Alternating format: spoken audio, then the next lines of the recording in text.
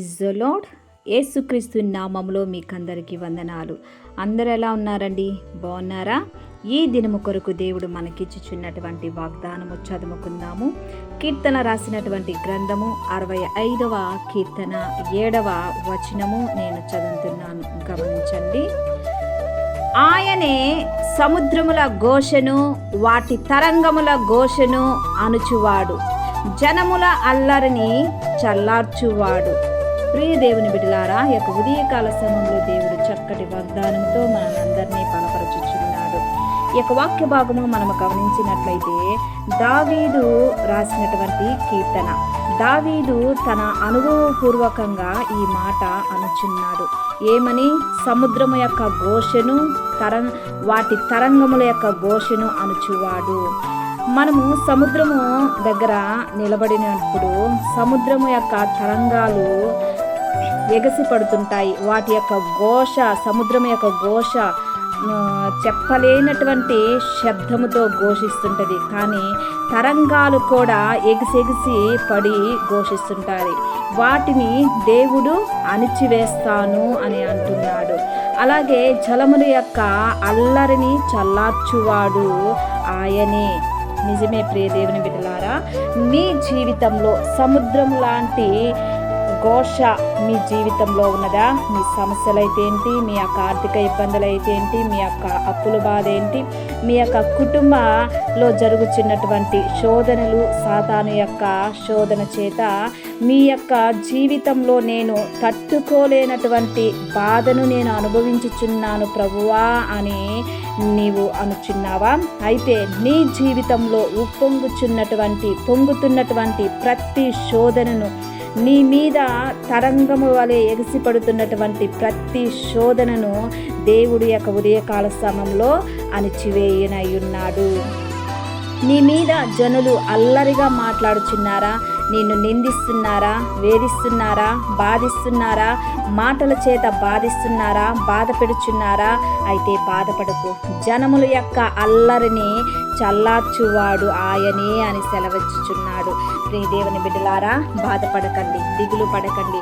మీ జీవితంలో ఏ సమస్య ఉప్పొంగుచున్నదో, ఏ సమస్య మిమ్మల్ని శోధిస్తున్నదో వాటినన్నిటినీ దేవుడు ఈ యొక్క ఉదయకాల సమయంలో చల్లార్చునయ్యున్నాడు. ప్రియ దేవుని బిడ్డలారా, ప్రార్థన చేసుకుందాం. ప్రార్థన చేస్తున్నప్పుడు నాతో కలిసి ఏకీభవించండి. ప్రార్థన. దేవా, స్తోత్రం నాయన, సర్వశక్తిమంతుడా, నీ కొందనాలు చెల్లిస్తున్నాను. ఈ యొక్క ఉదయకాల సమయంలో నా తండ్రి, ఈ యొక్క లిల్లీస్ ఆన్లైన్ ప్రేయర్ టవర్ నుంచి ప్రార్థన చేయించున్నానయ్యా. ఈ యొక్క ప్రార్థన ఎంతమంది వింటున్నారో, వినబోతున్నారో, ఏకీభవిస్తున్నారో నా తండ్రి, వారి యొక్క జీవితంలో నా తండ్రి ఆయా ఎగిరి పడుతున్నటువంటి ప్రతి శోధన, ప్రతి సమస్య, ప్రతి ఆర్థిక ఇబ్బంది, వాళ్ళ కుటుంబంలో జరుగుతున్నటువంటి ప్రతి ఇరుకు ఇబ్బందులు నా తండ్రి ఆయా వాటినన్నిటినీ నా తండ్రి మీరు అణిచివేయమని అడుగుచున్నానయా. స్తోత్రం చెల్లిస్తున్నాను.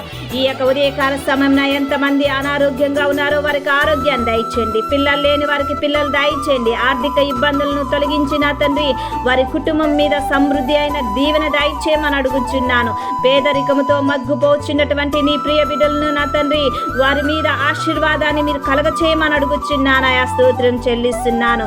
ఆయా మరి ముఖ్యంగా యవనస్తుల కోసం ప్రార్థన చేస్తున్నాను. వారి జీవితంలో నా తండ్రి ఆయా వారు ఎదుర్కొంటున్న ప్రతి శోధన, ప్రతి ఇరుకు, ప్రతి ఒంటరితనం నుంచి యేసు నామములో వారికి విడుదల దయచేసి నా తండ్రి ఆయా వారిలో వారి జీవితంలో ఎగసిపడుతున్నటువంటి ప్రతి శోధనను మీరు అణిచివేయమని అడుగుచున్నానయా. స్తోత్రం చెల్లిస్తున్నాను. దేవా, యొక్క ఉదయకాల సమయంలో నా తండ్రి ఎంతమంది వ్యాపారస్తులు యొక్క ప్రార్థనలో ఏకీభవిస్తున్నారో నా తండ్రి, ఎంతమంది నా తండ్రి ఆయా పని చేసుకున్నటువంటి వారి యొక్క పని బాటల్లో ఉన్నటువంటి ప్రతి ఒక్క బిడ్డని మీ సన్నిధానానికి తీసుకొని వచ్చుచున్నానయా. వారందరినీ మీరు దీవించండి, ఆశీర్వదించండి, బలపరచమని అడుగుచున్నానయా. స్తోత్రం నాయన. జాబు లేని వారికి జాబును దయచేయమని అడుగుచున్నాను. ఆయా ప్రతి ఒక్కరిని మీ సన్నిధానానికి తీసుకొని వచ్చుచున్నానయా. స్తోత్రం నాయన. యేసయ్య యొక్క దినమున ఎంతమంది మ్యారేజ్ డే, బర్త్డే జరుపుకుంటున్నారో వారిని మీరు దీవించండి, ఆశీర్వదించండి. నీ ప్రియ బిడ్డలు వెళ్ళుచున్న ప్రతి మార్గంలోనూ ఆయా నీ కృపాని సన్నిధి వరకు తోడుగా ఉంచమని అడుగుచున్నాను. వారు చేయుచున్న ప్రతి పనిలో నా తండ్రి నీ కాపుదలను దాయిచేయమని అడుగుచున్నానయా. స్తోత్రం నాయన. ఆయా వారు చేయుచున్న ప్రతి పనిని నా తండ్రి ఆశీర్వాదకరంగా నా తండ్రి వారు ఉండుటకు కృపను దాయిచేయమని అడుగుచున్నాను. ప్రార్థన నీ సన్నిధానానికి చేర్చుకోమని నజరేయుడైనటువంటి యేసుక్రీస్తు నామములో అతి వినయముగా అడిగి వేడుకుంటున్నాను తండ్రి.